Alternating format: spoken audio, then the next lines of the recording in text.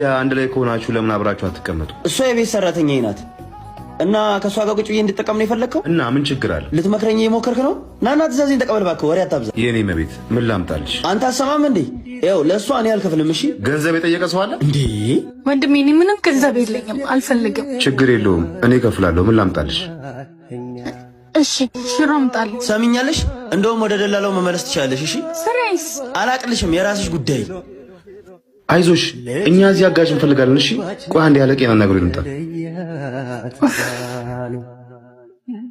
አለቃ ይኸው እሷ ነች። እናት እንዴ አንቺ አለቃ ምን ነው ትተዋውቃላችሁ እንዴ? ምን አይነት አጋጣሚ ነው? ረጅም ዓመት ስፈልጋት የነበረችው እህቴ እኮ ነች።